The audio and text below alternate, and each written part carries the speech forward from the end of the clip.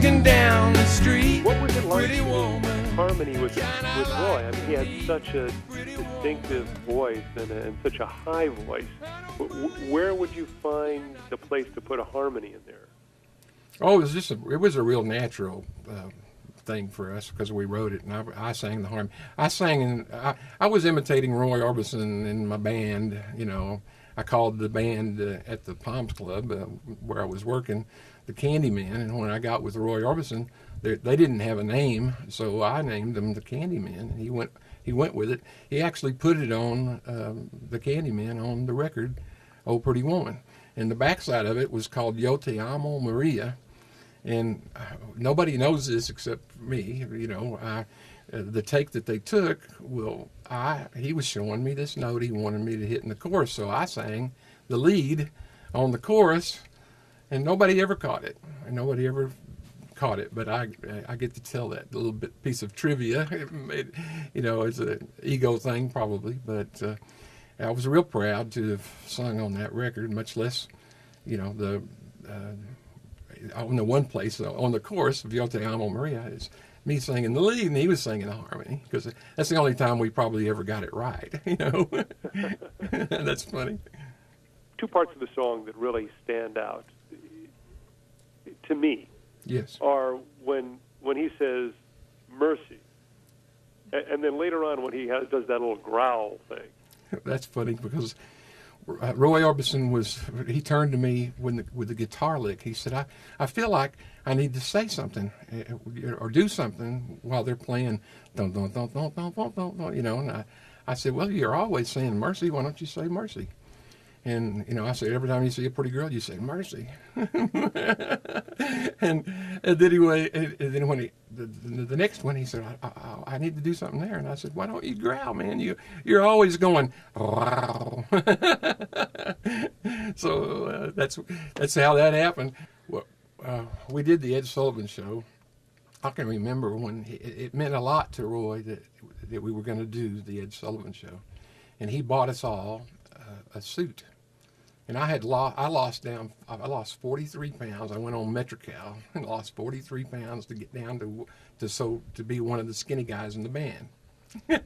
In the picture that I've got from the Ed Sullivan Show, the guy on the camera crew, his whole platform cuts me off, and all you can see is from the chest up and my face above his foot, so to speak. And the rest of the band was set up over to the side there, and unless I point it out, in other words, you wouldn't think, hey, I'm a part of the group there, That was a little disappointing. I can remember being disappointed with the Ed Sullivan Show because it looked like it was in, when they did the production of everything, they made it look like it was in a huge auditorium, but it wasn't any bigger than my high school auditorium, and it was, I can remember when I came back to the room after Pretty Woman, after we did the Ed Sullivan Show, I was so low. One of the most depressing things of my life was coming back to my hotel and as I came in the room, the phone was ringing. And it was KBBB radio from Borger, Texas, where I lived.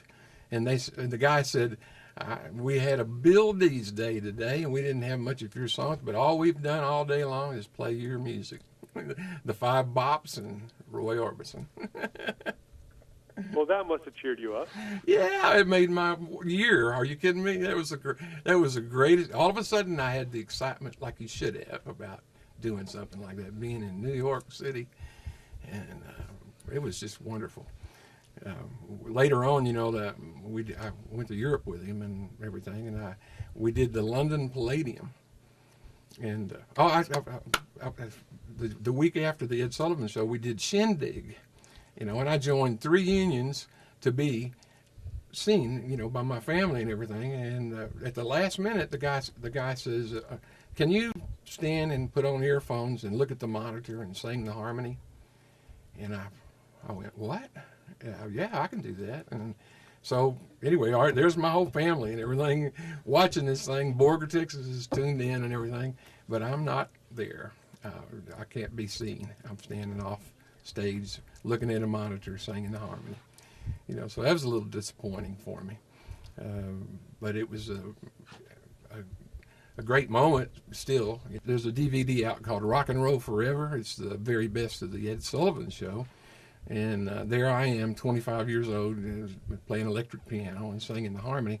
That's the only, and you'd have to know me for that to prove that I sang the harmony on that. But I saw somebody, a fan of, it was a big fan of Roy Orbison, sent me that DVD. Thought I'd like to have it, and I was so excited to get it because I looked pretty good on there. I actually came off pretty good. So it was worth it to lose the 43 pounds, huh? Yes, it was. Yes, it was. It certainly was.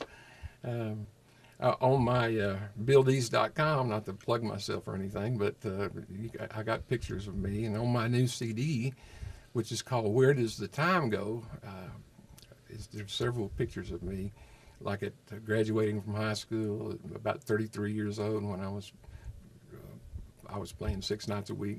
I was looking pretty good, actually.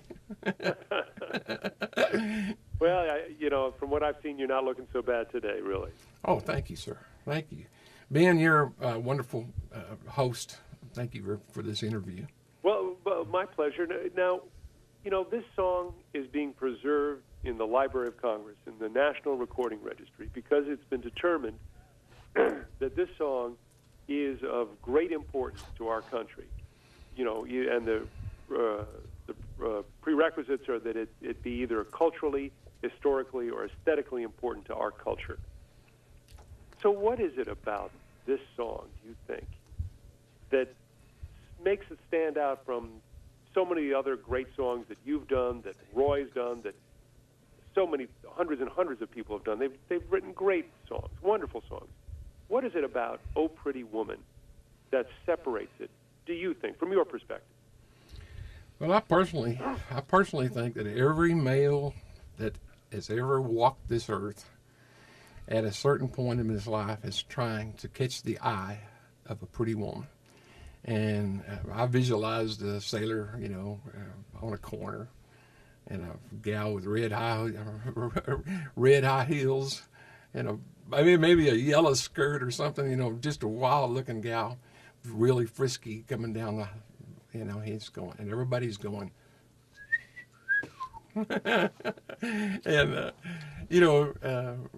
there was a time when you wouldn't be called sexual harassment and stuff for trying to pick up a girl, but the idea that she comes back to you, and you're the one that said, "Hey, baby, what are you doing?